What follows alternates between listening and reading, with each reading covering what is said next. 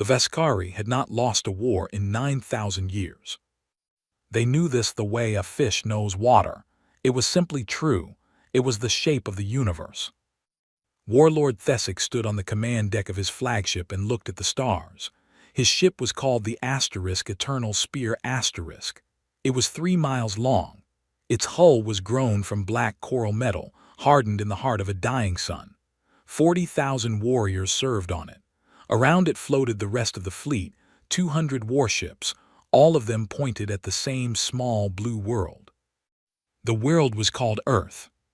Thesic had read the file. He had read it twice. He did not believe most of it. The humans had been flying between their own planets for less than 100 of their years. They had no jump drives worth the name.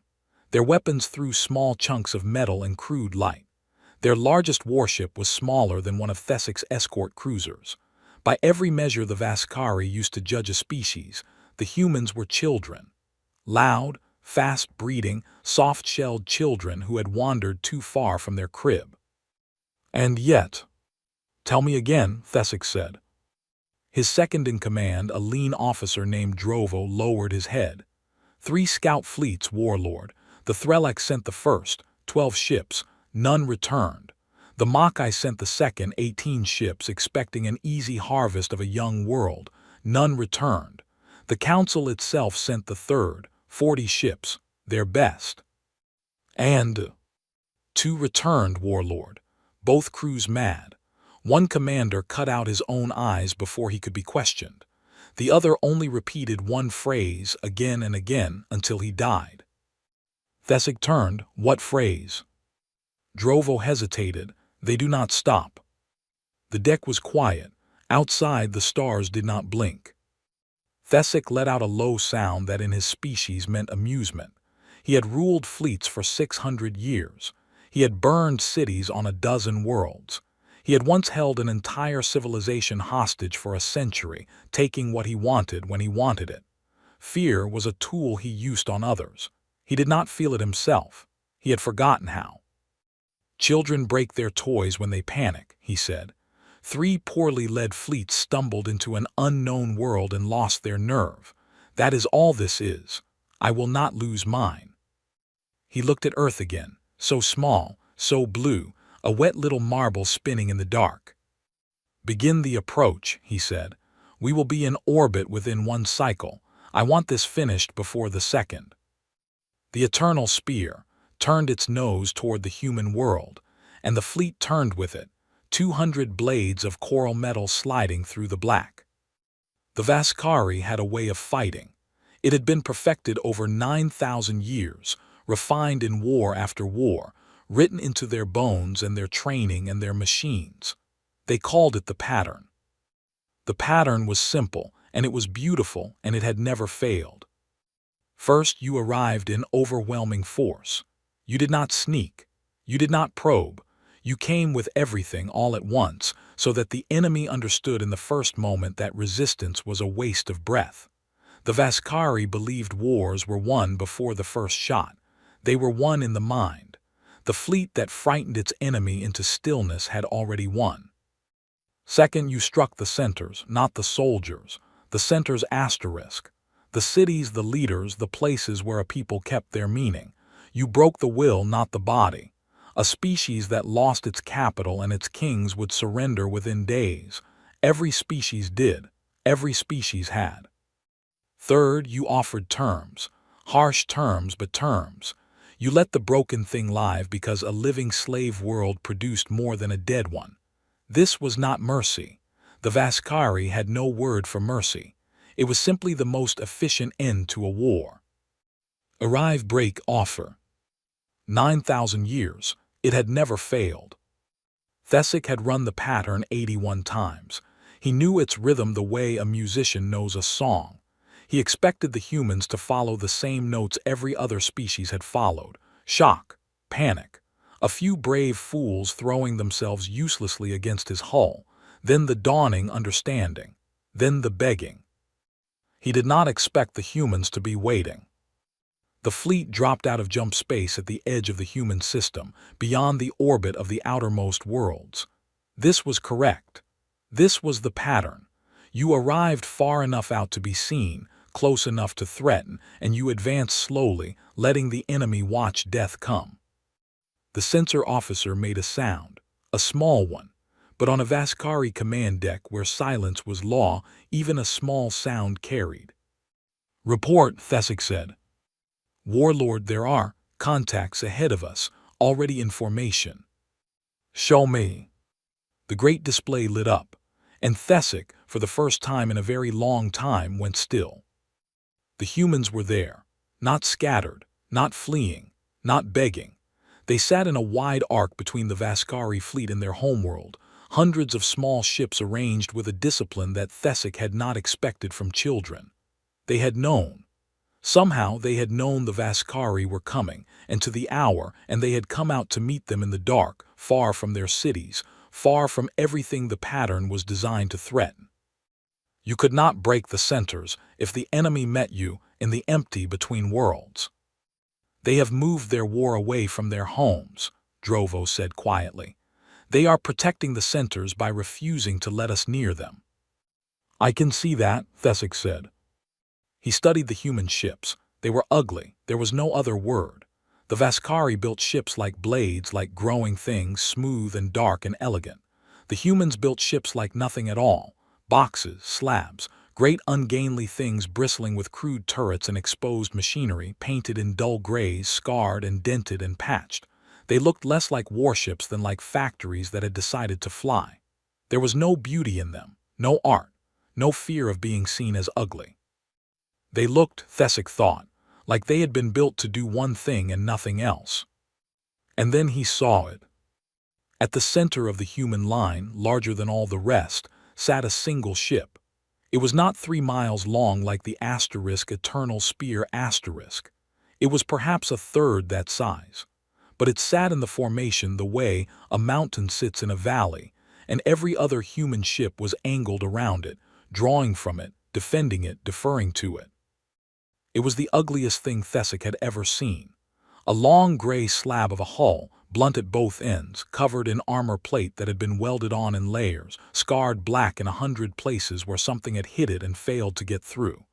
It carried more guns than seemed possible, jammed into every surface, pointing in every direction. It had no grace. It had no fear. It simply existed, heavy and patient, like a fist that had not yet been thrown. His sensor officer spoke again, reading the human transmissions, translating the name the humans had painted on its hull in letters 100 feet high. "It is called the asterisk Indomitable asterisk, Warlord." Thesic did not know the word. He asked for the meaning. The officer was quiet a moment as the translation matrix worked. "It means," the officer said slowly, "the thing that cannot be put down." In the centuries that followed, the Vascari would argue about exactly when the war was lost. Some said it was lost in that first moment, when they found the humans waiting in the dark instead of cowering at home. Some said it was lost earlier, in a council chamber, when an old warlord laughed at a file he should have feared. Some said it was lost the day humanity first looked up at the stars and decided the dark was not a thing to be afraid of, but a thing to be ready for. But none of them, not one, ever said the war was won. Because the Vascari did not win it.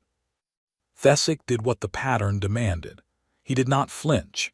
He could not be seen to flinch, not in front of 40,000 warriors who had never seen their warlord afraid. "They have made a mistake," he announced, his voice carrying across the deck. "They think a wall of ships can stop us. They do not understand that they are simply showing us where to aim. We will break their fleet here in the open, and then their cities will have nothing left to hide behind. The pattern holds. Advance." The fleet advanced. Thesic watched the human line as the distance closed. He watched for the things he always saw at this point. The ragged movements of a panicking enemy, ships breaking formation, captains losing nerve. The first desperate, badly aimed shots fired far too early by some terrified gunner who could not wait. He saw none of it.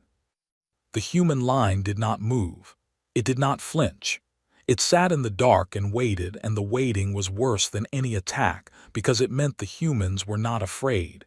It meant they were choosing the moment. They were letting the Vascari come closer and closer, into a range the humans had decided on, for reasons the Vascari did not yet understand. The Indomitable sat at the center of it all, silent, patient, its 100 guns dark. Drovo leaned close.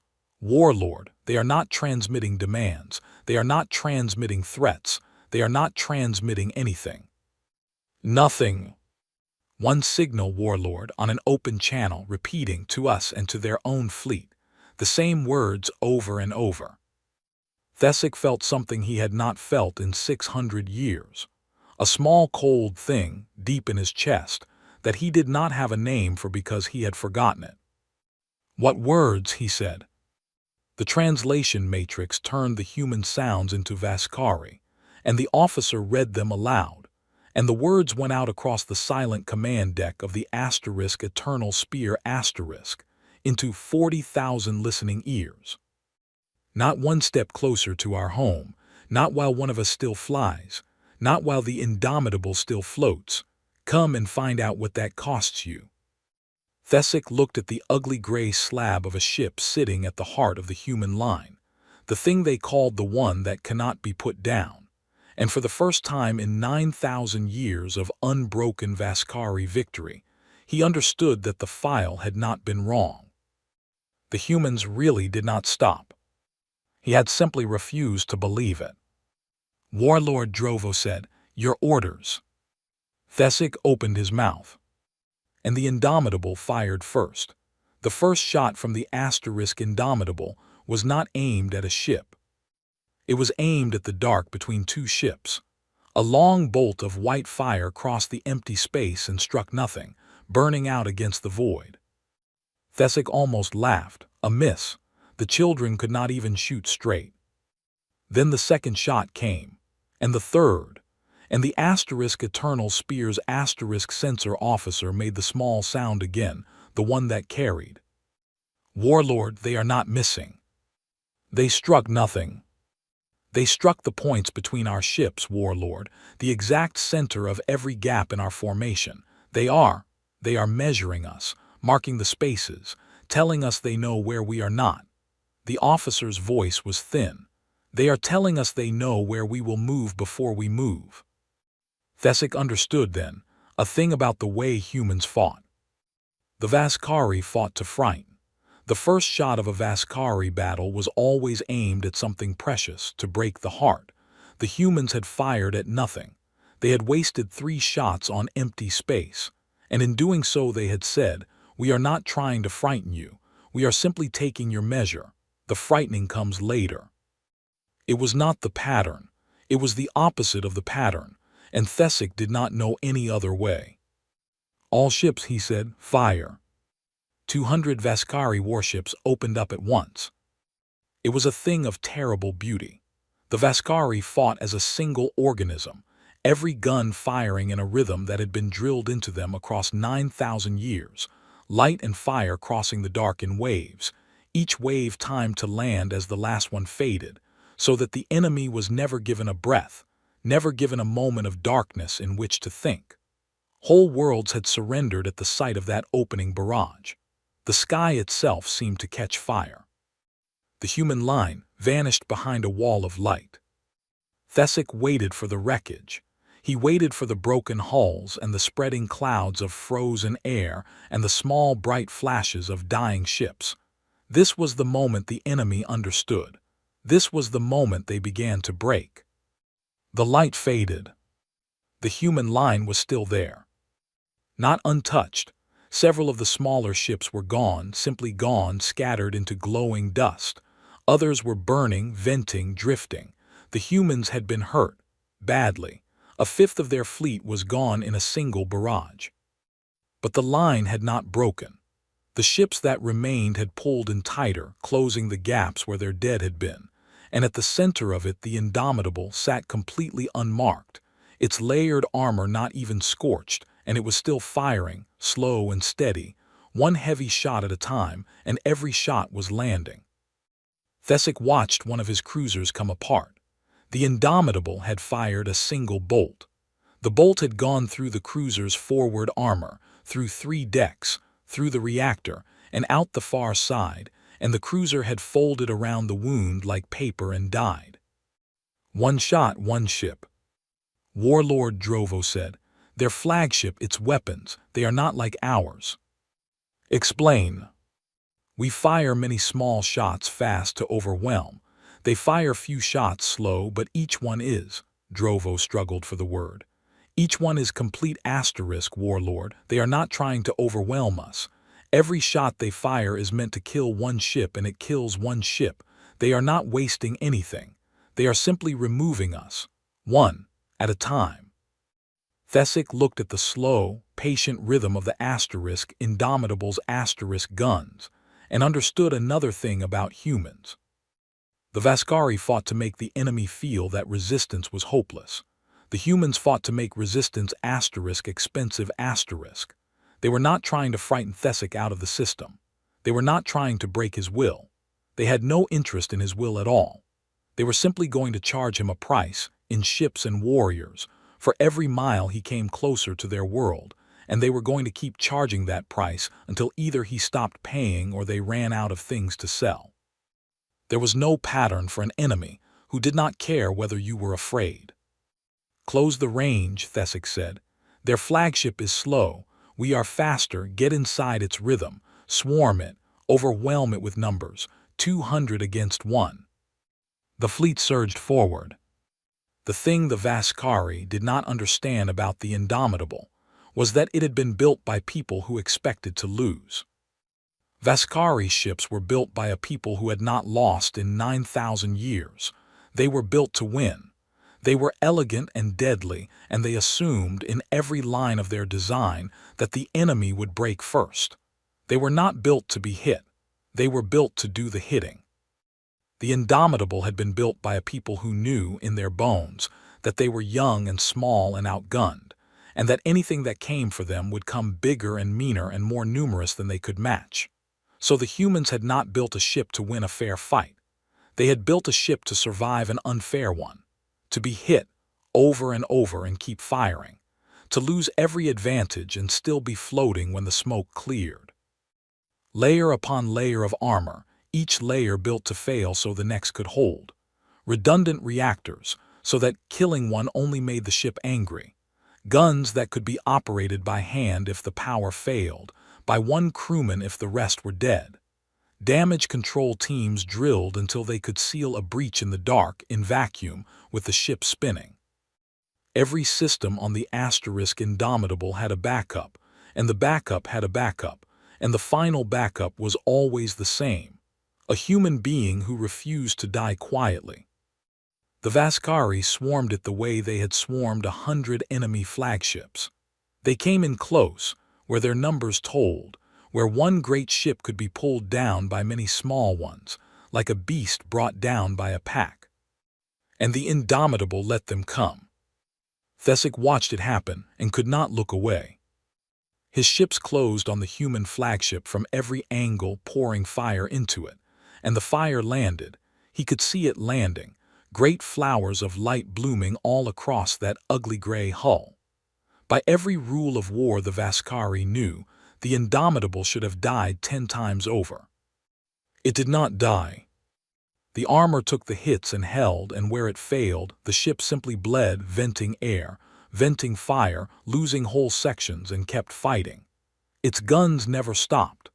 As his ships came closer, the asterisk Indomitable's asterisk weapons found them at point-blank range.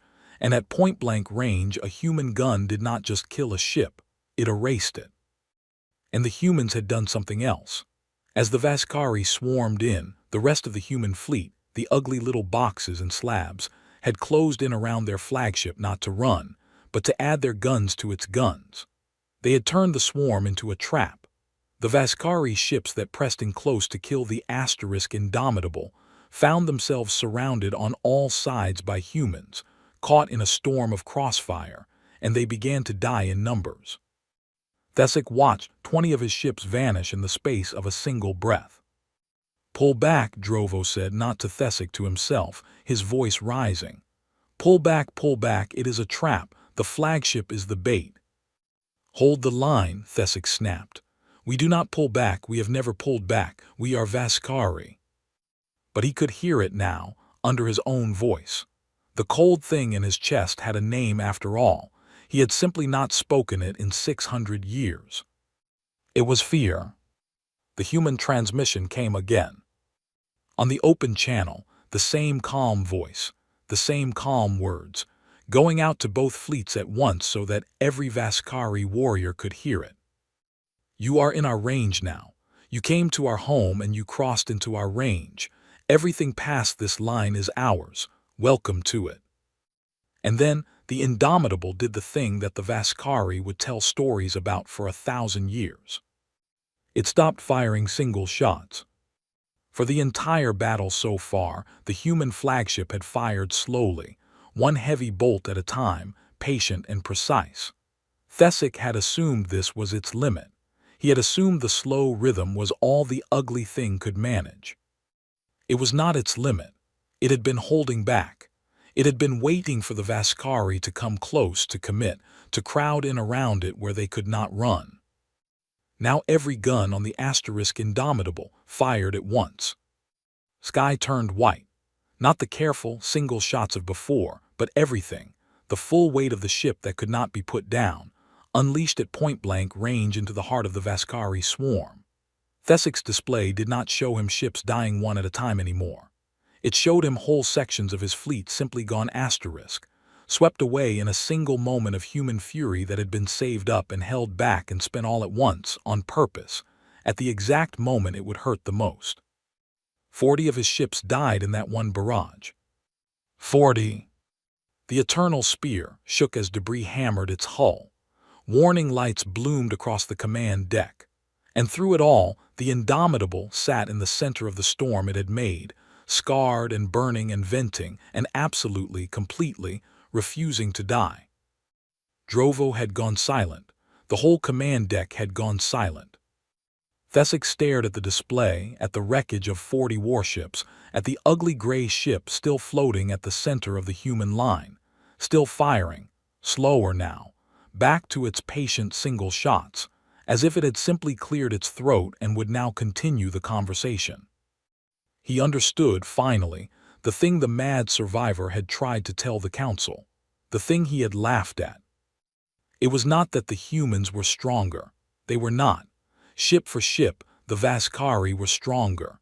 It was not that the humans were faster or had better weapons or commanded better. It was something simpler and far more terrible. The humans did not stop. You could hurt them. You could kill them. You could take a fifth of their fleet in a single barrage, and they would close the gaps and keep coming, and they would charge you for every ship you killed, and they would never ever break. There was no pattern for that. There was no 9,000 years of perfect war that prepared a Vascari warlord for an enemy who simply would not agree to lose. Warlord, Drovo whispered, "What do we do?"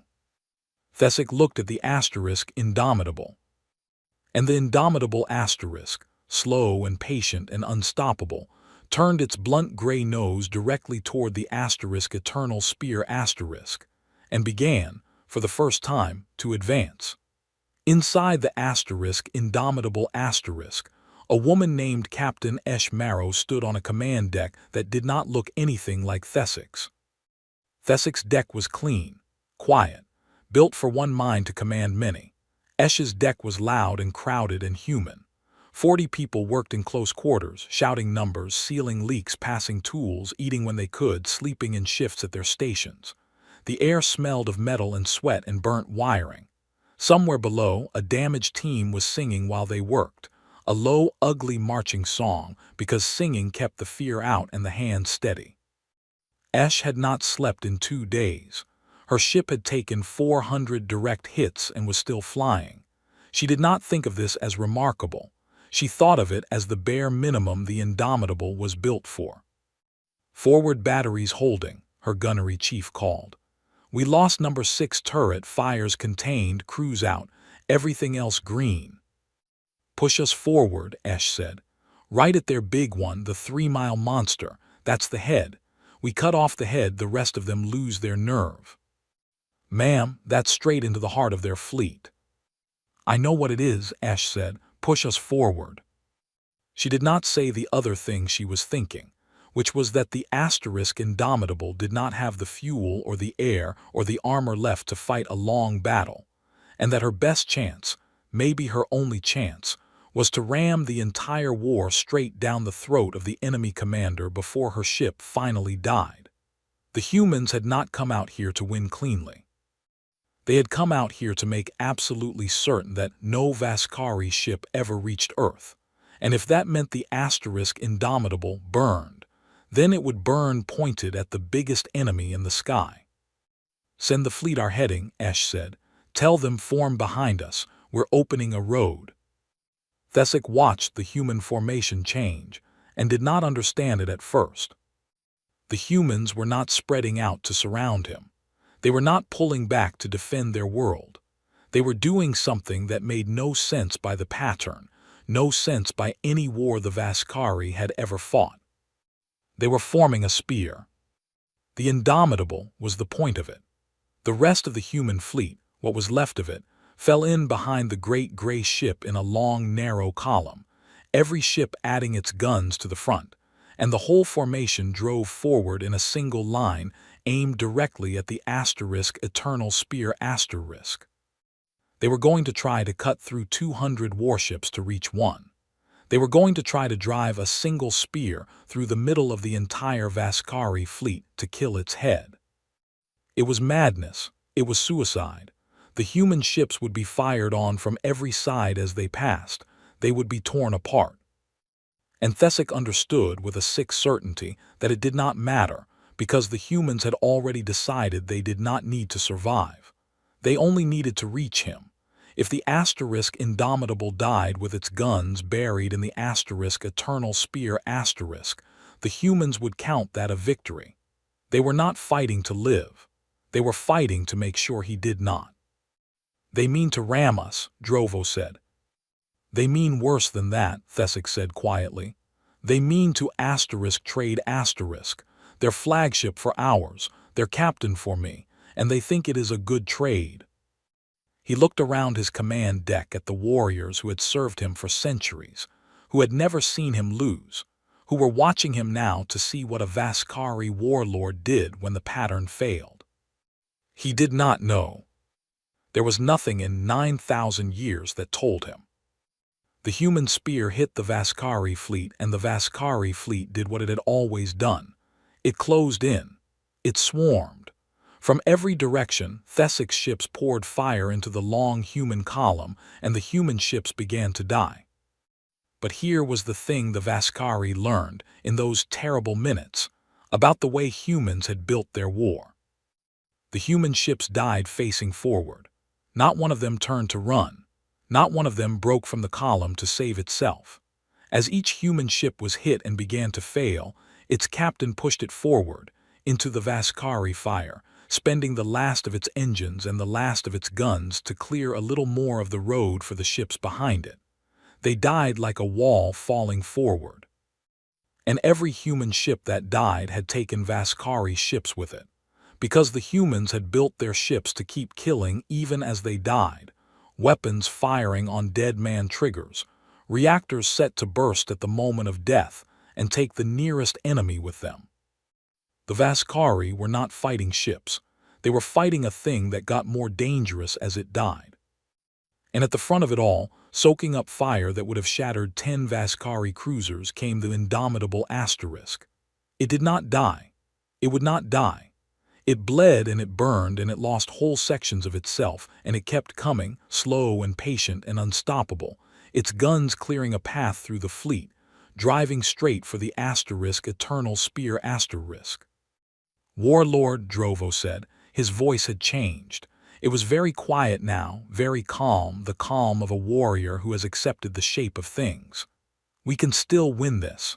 We have the numbers. We are killing them faster than they are killing us. If we hold, we will destroy their fleet. Yes, Thesic said. But the cost, Drovo turned to him. Warlord, even if we win, we will lose half our ships, more to take one world. One young world of no special value defended by children who fly factories. He paused. And there are other human ships, the file said, other fleets, other worlds they hold. If we pay half our fleet for this one world, then we cannot afford the next, Thesic finished. This was the thing. This was the trap the humans had built, and they had built it long before the eternal spear ever arrived. They had not built a fleet that could win. They had built a fleet that made winning cost more than it was worth. Every world humanity held would cost the same. Every battle would be this battle. The humans did not need to beat the Vaskari. They only needed to make the Vaskari understand that beating them was a wound from which the Vaskari would never recover. 9,000 years of victory had been built on a simple truth. War was a way to gain. You fought because winning made you stronger. The Vaskari had never once fought a war that left them weaker than before. The humans had made themselves into a war that could only ever leave you weaker. Win or lose, you bled, and they had made very sure you knew it. They are not trying to defeat us, Thesic said, watching the indomitable tear through the heart of his fleet. They are trying to teach us that we cannot afford them. That is the whole war. That is the only war they ever meant to fight. The Indomitable broke through the last ring of Vaskari ships. It came out the far side burning along half its length, trailing fire and debris, 3 of its reactors dead, half its guns silent. By every measure it was a dying ship. It should have drifted. It should have stopped. It accelerated. It came straight at the eternal spear this ugly gray ruin of a thing, this dying mountain, and it opened up with every gun it had left, pouring fire into the 3-mile flagship at last. And the eternal spear shook and bled, and its warning lights screamed, because even the greatest ship the Vaskari had ever built had never been hit by something that simply refused to understand it should already be dead. It is going to ram us, Drovo said. Yes, Thesic said. We can destroy it, all batteries on the flagship. We can kill it before it reaches us. And the rest of their fleet will use that moment to break through to our flank, Thesic said, because he could see it. The human ships repositioning even now, every move a trade, every move designed so that whatever he did cost him something. If I turn everything on their flagship, I lose my flank. If I save my flank, their flagship reaches us. They have given me no good choice. They have given me only different ways to bleed. He had run the pattern 81 times. Arrive, break, offer. He had never once been the one offered a choice between losses. The human voice came again on the open channel. Captain Eshmarrow, though Thesic did not know her name, her voice rough with exhaustion and smoke, speaking to him directly now. Big ship. I know you can hear me. My boat's dying. I've got maybe 10 minutes of fight left in her and then she's scrap. But I'm aimed right at you, and I've got enough left to reach you, and when I get there I'm going to put every gun I have left into your bridge. A pause, the crackle of a damaged channel. Here's the thing, though, you don't have to let me. You can turn around, right now.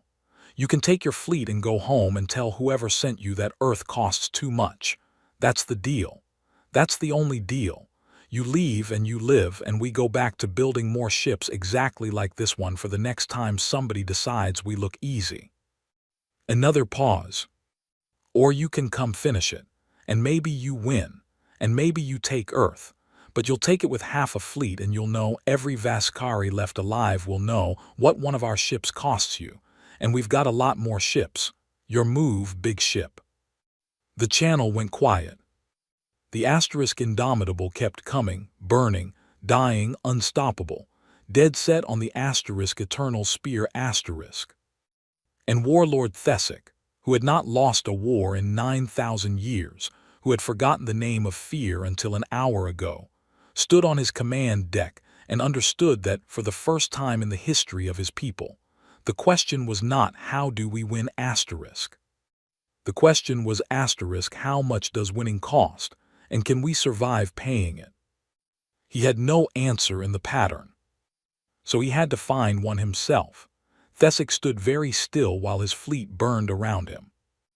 A Vaskari warlord was never supposed to need time to think. The pattern thought for him. 81 wars, and he had never once stood frozen on his own command deck while his officers waited for an order that did not come. They were waiting now. Drovo, the gunnery officers, the whole deck, 40,000 warriors across the Eternal Spear and behind him on the great display, 200 ships becoming fewer by the second. The Indomitable was 4 minutes away. Thesic made himself look at the numbers. He had spent his whole life refusing to look at numbers, because the pattern made numbers unnecessary. You did not count the cost of victory when victory always paid for itself. But the humans had forced the numbers into his hands, and now he had to read them. He had arrived with 200 ships. He had 90 left. The humans had come with perhaps 300 small ships and one great one. They had maybe 60 ships left, and most of those were dying. By the count, he was winning. By the count, if he held the line and fought to the end, he would destroy the human fleet, kill the Indomitable and take Earth. He would have perhaps 40 ships left when it was done. 40 ships. He had come to this system with the third largest fleet the Vaskari Council possessed. If he took Earth and walked away with 40 ships, he would walk away no longer a warlord but a beggar, his strength spent on a single young world that produced nothing the Vaskari needed and never had. And the humans held other worlds. The file said so. 6 other worlds, each one surely defended the same way, each one surely guarded by ships built like the Indomitable by people who did not stop. If Earth cost him 160 ships, the next world would cost the same, and the one after that. The Vaskari did not have enough fleets in all their 9,000 years of conquest to pay that price 7 times over. The humans had not built a fortress around one world. They had built a price tag on their entire species, and they had made sure the first buyer would feel exactly what it cost. Drovo, Thesic said. Warlord. In 9,000 years, has a Vaskari fleet ever withdrawn from a battle it was winning? Drovo was quiet a long moment. No, Warlord, never. To withdraw from a battle we are losing is wisdom. To withdraw from a battle we are winning is. He could not find the word because the Vaskari language did not have one. It had never needed one. There is no word for it, Thesic said, because we have never needed to imagine it. That is the trap, Drovo, not their ships, not their guns. That we built a people who cannot imagine stopping when we are ahead, and they built a people who cannot imagine stopping at all. And when those two peoples meet, only one of them has thought about what comes after the battle. He looked at the human flagship, 3 minutes out now, burning, coming. They have. We have not. They have already decided how this ends.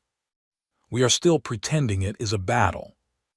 On the Indomitable Captain Eshmaro watched the Eternal Spear grow huge in her forward display and waited to die.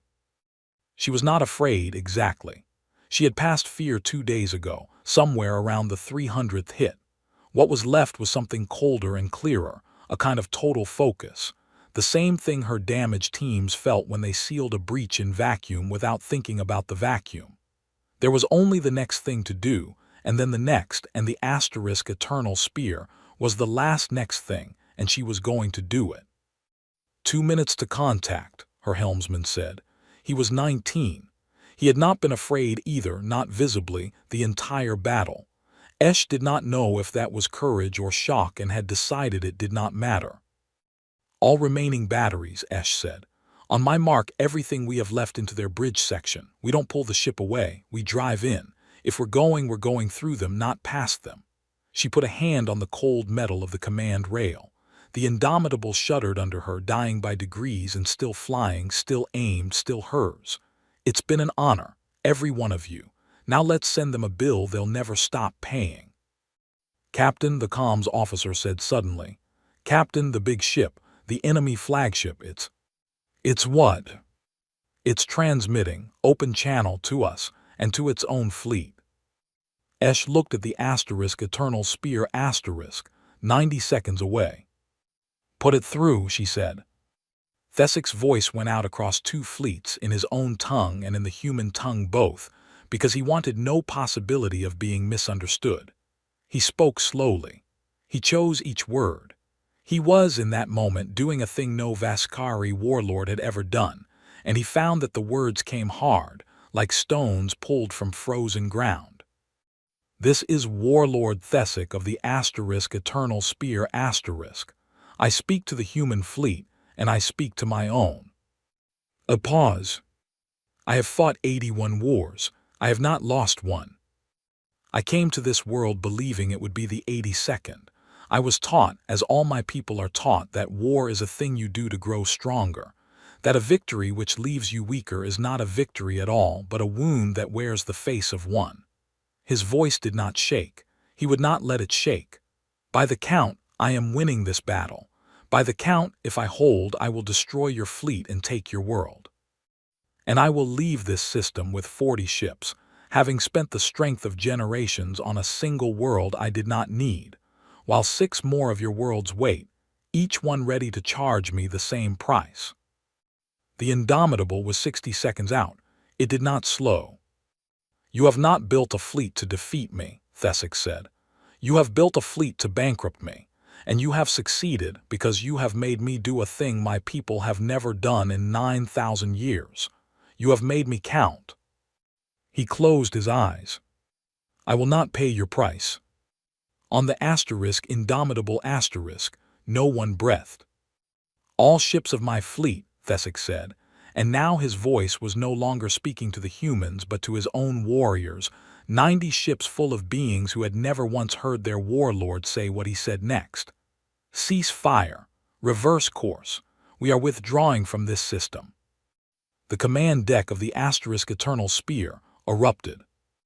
Not in cheers, in something closer to horror. A Vaskari fleet did not withdraw from a battle it was winning. There was no drill for it, no song for it, no honor in it. Officers turned from their stations to stare at their warlord.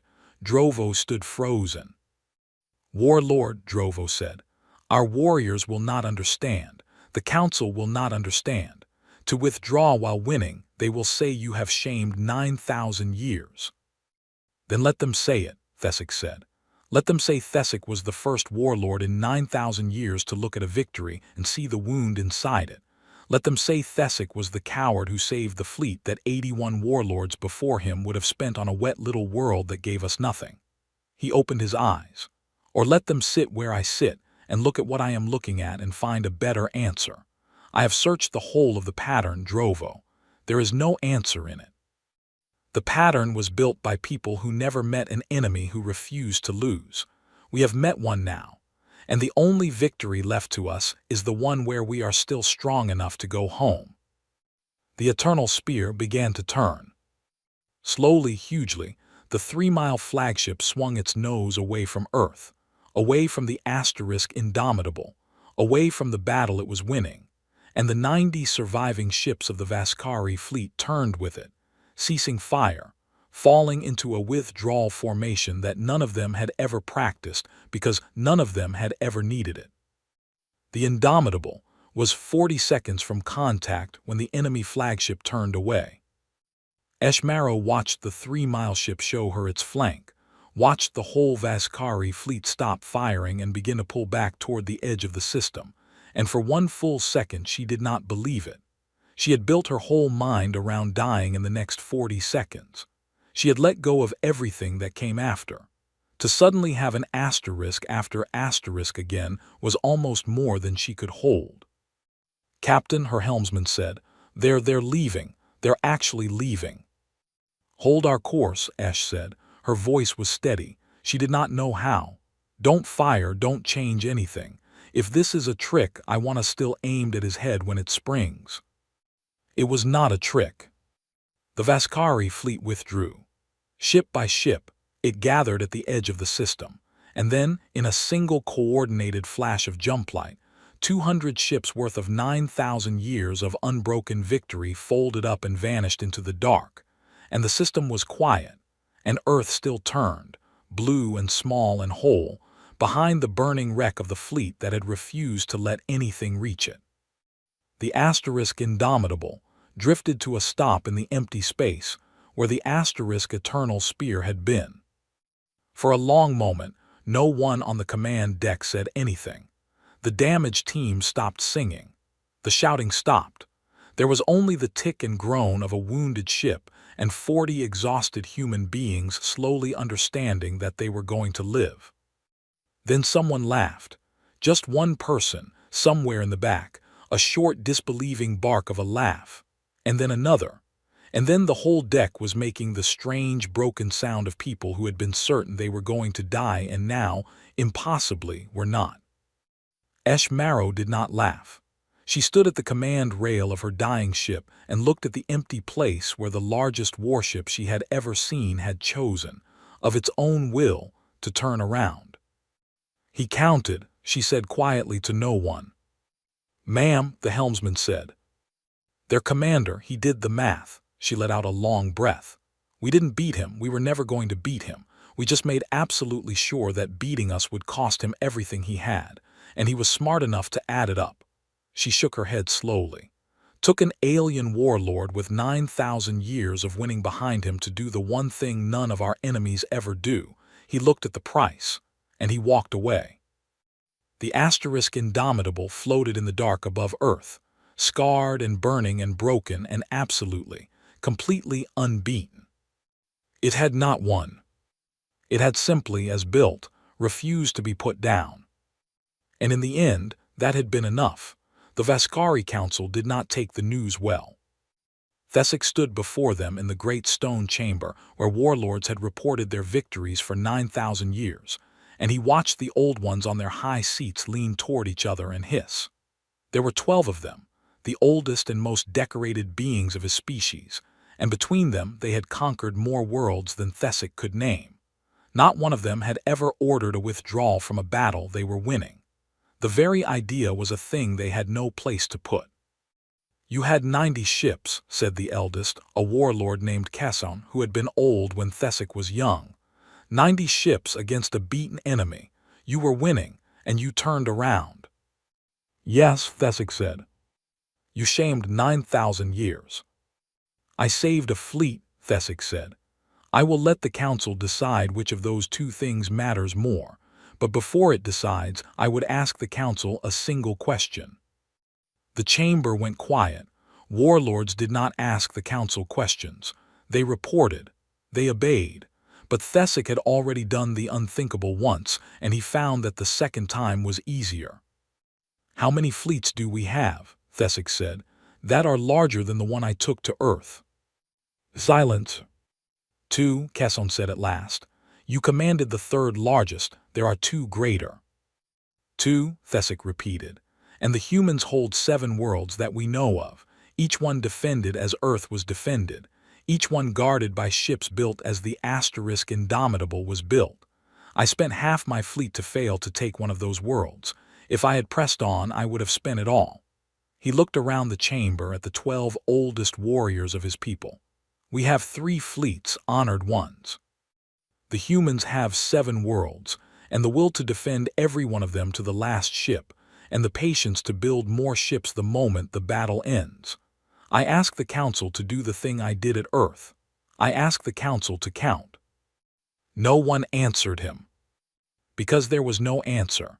The numbers were the numbers, 3 fleets, 7 worlds, a people who did not stop. It took the Vascari Council a long time to understand what Thesic had brought them. He had not brought them a defeat. The Vascari knew how to survive defeats. They had a place for those, rare as they were. He had brought them something they had no place for at all. He had brought them the end of the pattern. For 9,000 years the Vascari had fought wars to grow. Every war made them stronger because they only fought wars they could win cheaply against enemies who broke. The pattern was not just a way of fighting. It was the whole foundation of who they were. Arrive, break, offer, grow.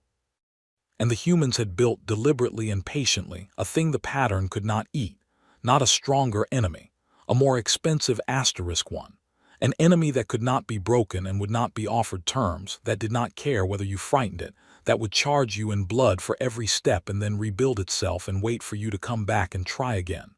Against such an enemy, the pattern did not fail dramatically.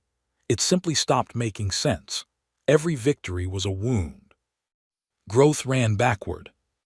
The humans had not beaten the Vaskari in battle. They had made the Vaskari way of war obsolete. And the most dangerous thing about it, the thing that kept the old warlords awake in the long dark of their stone halls, was that the humans had done it on purpose. They had looked at a galaxy full of older, stronger species, and instead of trying to become stronger than all of them, which they could not, they had made themselves into the one thing none of those species could afford to fight.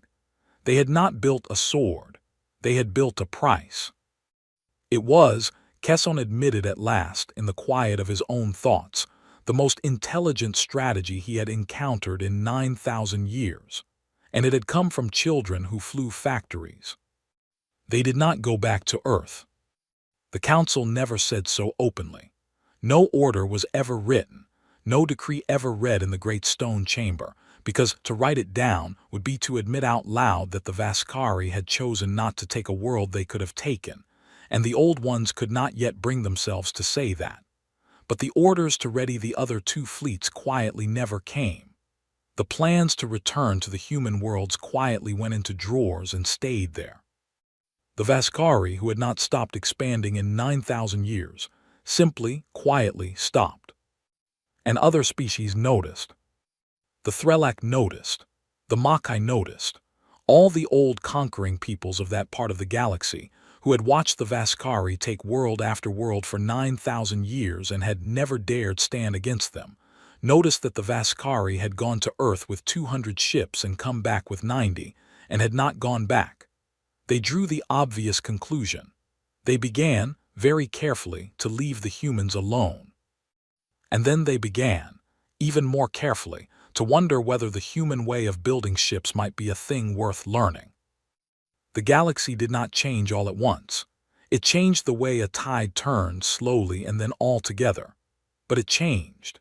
And it changed because one ugly gray ship had floated in the dark above one small blue world and refused to be put down, and one alien warlord had been wise enough, or frightened enough, to count the cost and turn away. Years later, Thesic was no longer a warlord. The council had not executed him, which surprised many. They had not honored him either.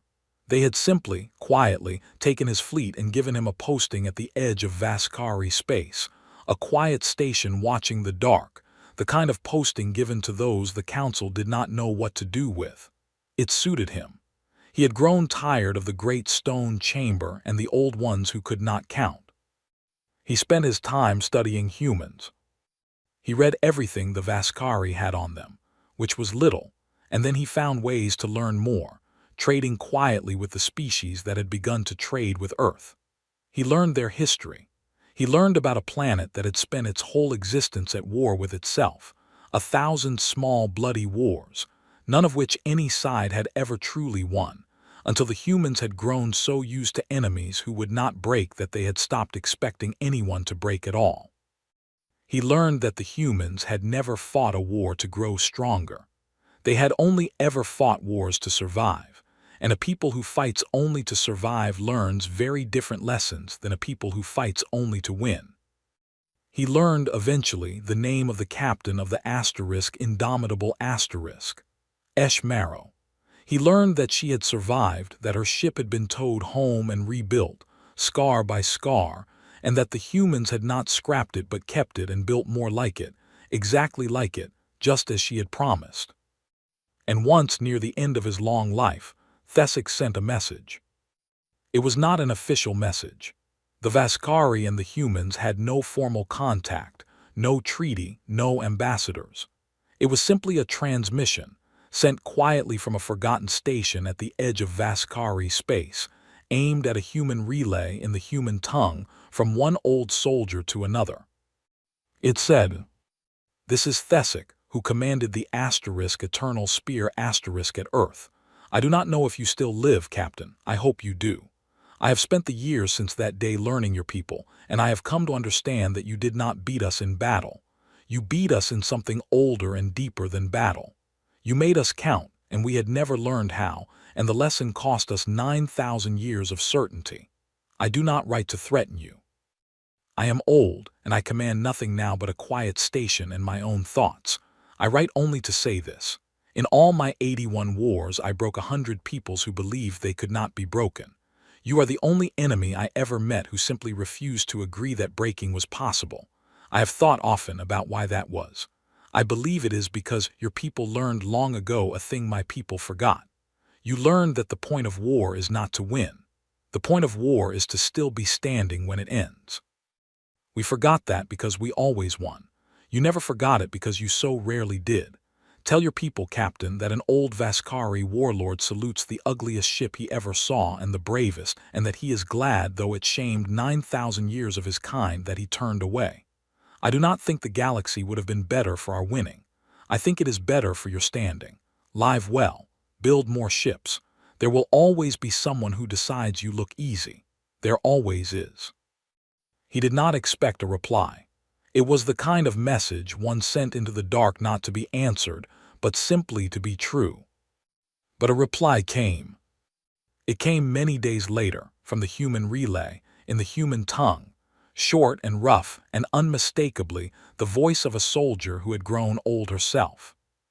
It said, "Warlord, I still live, so does the indomitable asterisk. We rebuilt her, we always do. I've thought about that day too more than I should. You're right that we never expected to win, we expected to die. We built that whole fleet expecting to die, and we were ready to, and the only thing we asked of the universe was that dying would cost you too much to be worth it. That's the whole of what we are. We're not strong. We're not clever. We just decided, a long time ago and at terrible cost, that we would never agree to lose, and we have made the entire galaxy do the math you did. You were the first to do it right. You were the first to count and walk away while you still could. Most don't. Most have to be taught the hard way with their own wreckage. So I'll tell you what I tell my own people, old man, and I mean it as the highest thing I know how to say. You weren't beaten. You were wise asterisk. And in 9,000 years of your kind, you may be the only warlord who will ever earn that word. Live well yourself, and thank you, truly, for turning around. There were a lot of us behind that line who got to grow old because you did." Thesic read it many times. Then he sat at the edge of Vaskari space, an old soldier at a forgotten station, watching the dark in the direction of a small blue world he had once nearly destroyed. And he thought about the ugliest, bravest ship he had ever seen, the thing that could not be put down, and about the strange, soft-shelled children who had built it expecting to die and had instead, by refusing to stop, changed the shape of the whole galaxy. The Vaskari had believed they had mastered war. They had only ever mastered winning. It had taken a single human battleship, floating broken above its homeworld and refusing to fall, to teach them the difference, and to teach them, far too late, that the two had never been the same thing at all.